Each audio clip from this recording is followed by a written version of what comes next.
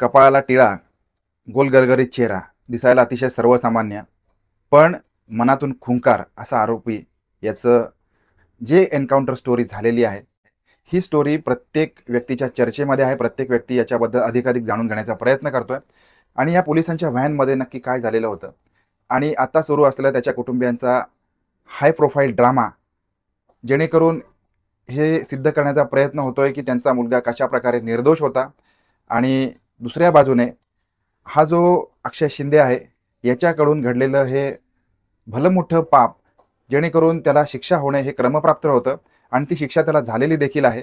परंतु या मधला जो काही पिरियड होता, या पिरियडमध्ये त्याच्यासोबत काय घडलेलं होतं किंवा पोलिसांकडून जे फायर झालेलं होतं, हे फायर कशा प्रकारे झालेलं होतं, कुठे झालेलं होतं, याचीच ही स्टोरी. नमस्कार, कारनामा मराठी क्राईम स्टोरीमध्ये मी वैभव आपल्या सगळ्यांचं पुन्हा एकदा स्वागत करतो. सगळ्यात पहिलं ट्रान्झिट रिमांड म्हणजे काय? तर ट्रान्झिट रिमांड याचा अर्थ असा आहे की एखादा कैदी ज्यावेळेला जेलमध्ये त्याला जेल कोठडी दिली जाते, म्हणजे पोलीस कोठडीमधून जेल कोठडीमध्ये त्याची रवानगी केली जाते आणि त्याच्यानंतर त्याच्यावर जर काही इतर गुन्हे देखील दाखल केलेले असतील तर या गुन्ह्यांबद्दलचा अधिक तपास करण्यासाठी पुन्हा एकदा या आरोपीला जेलमधून त्या सदर पोलीस स्टेशनमध्ये घेऊन नेलं जातं आणि त्याच्या संदर्भात अधिक चौकशी केली जाते, त्या गुन्ह्याचा अधिक तपास केला जातो. आणि त्यावेळेला पोलीस त्याला त्यांच्या व्हॅनमधून जेलपासून पोलीस स्टेशनपर्यंत घेऊन जातात. त्याला ट्रान्झिट रिमांड असं म्हणतात. आणि खरं तर हा जी ट्रान्झिट रिमांड असते याच्यामध्ये अनेक प्रकारची काळजी पोलिसांकडून घेतली गेलेली असते. बऱ्याच वेळेला पोलिसांचा संबंध हा अशा खुंखार अतिरेक्यांशी किंवा खुंखार व्यक्तींसोबत येत असतो. त्याच्यामुळे पोलीस देखील तैनात असतात. पोलिसांकडे योग्य ती खबरदारी असते, पोलिसांकडे हत्यारं असतात आणि योग्य ती खबरदारी घेऊन ही ट्रान्झिट रिमांड पोलीस त्या ठिकाणी करत असतात. संध्याकाळी 5:30 वाजता पोलिसांनी याची ट्रान्झिट रिमांड घेतलेली आहे आणि तळोजा मध्यवर्ती कारागृहातून पोलिसांचा प्रवास बदलापूर पोलीस स्टेशनकडे सुरू झालेला होता.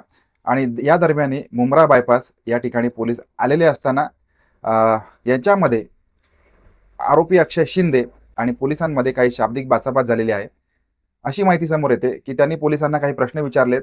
आता मी काय केलंय, मला कुठे घेऊन जात आहे, आणि या संदर्भामध्ये म्हणजे जी शाब्दिक चकमक होती, शाब्दिक बाचाबाच होती, यांनी पोलिसांसोबत हुज्जत घालण्यास सुरुवात केलेली आहे.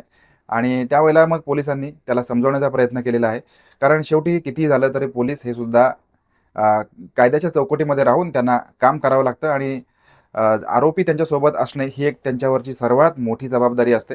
कारण संपूर्ण समाजाचं लक्ष आणि संपूर्ण मीडियाचं लक्ष या प्रकरणाकडे लागून राहिलेलं असतं. त्याच्यामुळे मग याला समजवण्याचा प्रयत्न केलेला असताना देखील अक्षय शिंदे पोलिसांना, जे काही पोलीस उपलब्ध होते त्यांना समजून घेण्यासाठी हा असमर्थ होता, कारण याचा राग अतिशय त्याला अनावर झालेला होता. अशाच वेळेला त्यांनी API मोरे यांची पिस्तूल हिसकावून घेतलेली आहे आणि अशी माहिती समोर येते की ही बंदूक किंवा ही पिस्तूल त्यांच्या झटापटीमध्ये लोड झाली आणि त्याने फायर केलेला आहे आणि हे जे API मोरे खाली पडले आणि त्यांच्या मांडीला ही एक गोळी लागलेली आहे. त्याच वेळेला आता या सगळ्या झटापटीमध्ये पोलीस अधिकारी संजय शिंदे यांनी आता संपूर्ण परिस्थिती कंट्रोलमध्ये आणण्याचा प्रयत्न केलेला होता, परंतु हा प्रयत्न त्यांचा निष्फळ ठरलेला आहे.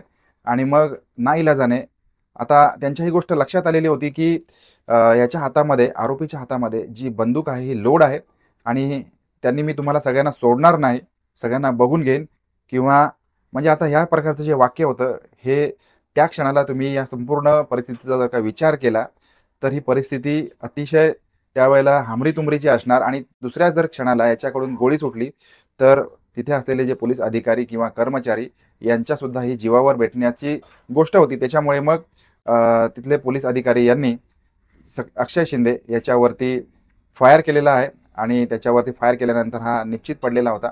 त्याच्यामुळे ताबडतोब यांनी कळवा इथल्या हॉस्पिटलमध्ये त्याला भरती केलेलं होतं आणि त्याच्यानंतर मग डॉक्टरांनी त्याचा अहवाल किंवा मृत्यूचा अहवाल सादर केलेला होता. आणि मग जे पोस्टमॉर्टम किंवा या इतर ज्या काही प्रक्रिया आहेत त्या देखील सुरू झालेल्या होत्या. साधारणपणे तळोजा कारागृहापासून ते बदलापूर पोलीस स्टेशनपर्यंत याला नेण्याचं कारण काय होतं तर त्याच्यावरती गुन्हा 377 अन्वये त्याच्या जी पत्नी होत्या यांनी पत्नीकडून गुन्हा दाखल केलेला होता. हा गुन्हा असा होता की लग्नानंतर याच्याकडून अनेक वेळा अनैसर्गिक संबंध प्रस्थापित करण्याचा प्रयत्न केलेला होता. बऱ्याच वेळेला शरीर संबंधांच्या वेळेला अक्षय शिंदे हा अतिशय पशुप्रमाणे त्यांच्यासोबत त्याचं वागणं असायचं आणि त्याच्यामुळे त्याच्या पहिल्या 2 बायका या त्याला सोडून गेलेल्या होत्या आणि त्यांनी त्यांच्यापासून सुटका करून घेतलेली होती. अक्षय शिंदेपासून सुटका करून मग त्या त्यांच्या वेगळ्या राहत होत्या. आता या सगळ्या त्रासाला कंटाळून मग आता शेवटीला त्याच्या संदर्भामध्ये ही जी घटना घडलेली होती बदलापूरमध्ये त्याच्याकडून जी लहान लहान बाळांसोबत जे कृत्य केलेलं होतं, या सगळ्या कारणामुळे मग त्यांच्या देखील मनातल्या भावना उफाळून आलेल्या आहेत आणि राग बाहेर आलेला आहे आणि त्यांनी मग अक्षय शिंदे याच्या विरोधात पुन्हा एकदा तक्रार दाखल केलेली होती आणि हा गुन्हा भारतीय दंडविधान कलम 377 अन्वये गुन्हा नोंद झालेला असल्यामुळे पुन्हा एकदा त्याला ट्रान्झिट रिमांडमार्फत चौकशीसाठी नेण्यात येत होतं आणि त्याच वेळेला हा सगळा प्रकार घडून आलेला होता. आता राजकारणाच्या बाबतीमध्ये जर बोलायचं झालं तर वेगवेगळ्या उलटसुलट चर्चा सध्या तरी घडून येत आहेत. सत्ताधारी पक्ष आणि विपक्ष सरकार यांच्या माध्यमातून वेगवेगळ्या बयान केलं जातं, वेगवेगळ्या पद्धतीने सांगितलं जातं. जी गोष्ट घडून गेलेली होती ही गोष्ट तितकीच जरी कायद्याच्या चौकटीमध्ये असेल किंवा नसेल हे सगळं बघणं हे फक्त आपलं जे कोर्ट आहे या कोर्टाच्या हातामध्ये असतं. जे काही असतं ते कोर्ट प्रत्येक आरोपीला त्याच्या गुन्ह्याप्रमाणे शिक्षा देत असतं. जरी उशीर झाला तरी देखील या सगळ्या गोष्टींमध्ये वेळेनुसार त्याला जे योग्य असेल ते योग्य कोर्टाकडून निर्णय घेतला जातो आणि त्याला आरोपीला शिक्षा सुनावली जाते. परंतु विपक्ष सरकार यांच्या माध्यमातून काही व्यक्तींनी जे विधान केलेलं होतं काही गोष्टी जरी खऱ्या असल्या तरीसुद्धा याच्यामध्ये ज्या ठिकाणी ह्या गोष्टी घडलेल्या आहेत त्या परिस्थितीजन्य पुराव्यांच्या आधारे किंवा जे अधिकारी कर्मचारी उपलब्ध होते त्यांच्यासोबत जे घडलेलं होतं तीच हे लोक सांगू शकतात की यांच्या बाबतीमध्ये काय घडलेलं होतं आणि कशा प्रकारे हा संपूर्ण एन्काउंटर घडलेलं होतं. आता त्याच्या घरचे अक्षय शिंदे याच्या घरचे लोक हाय प्रोफाईल सध्या ड्रामा करत आहेत. त्यांच्या म्हणण्यानुसार त्यांचा मुलगा निर्दोष आहे आणि त्यांच्या मुलाला मारण्यात आलेला आहे, पैसे घेऊन मारण्यात आलेला आहे अशा स्वरूपामध्ये त्यांच्याविषयी सांगण्यात येत आहे. परंतु हा जो हाय प्रोफाईल ड्रामा आहे हा ड्रामा जे काही असेल हे कोर्टामध्ये सिद्ध व्हावं. आरोपीचे हक्क असतील हे हक्कसुद्धा जरी जपायला हवे असले तरीसुद्धा याच्या मागची जी पार्श्वभूमी आहे ही पार्श्वभूमी कोणालाही नाकारता येत नाही. कारण हा जो तपास आहे या तपासाच्या दरम्यान या अक्षय शिंदेकडून त्यांनी केलेल्या गुन्ह्याची कबुली देण्यात आलेली होती आणि याचा तपास अजूनही सुरू होता. कदाचित हा जो गुन्हा क्रमांक 377 याच्या अन्वये अधिक तपास होणार होता. याच्या माध्यमातून काही अधिक नवीन खुलासे देखील झाले असते. परंतु या दरम्यानी याचा मृत्यू झालेला आहे. त्याच्यामुळे एक प्रकारे या प्रकरणाला फुल स्टॉप मिळत आहे आणि संपूर्ण हा जो जनमानस आहे याच्या माध्यमातून पोलिसांचं एक काही ठिकाणी अभिनंदन होत आहे तर काही ठिकाणी पोलिसांवरती ताशेरे देखील ओढण्यात येत आहेत.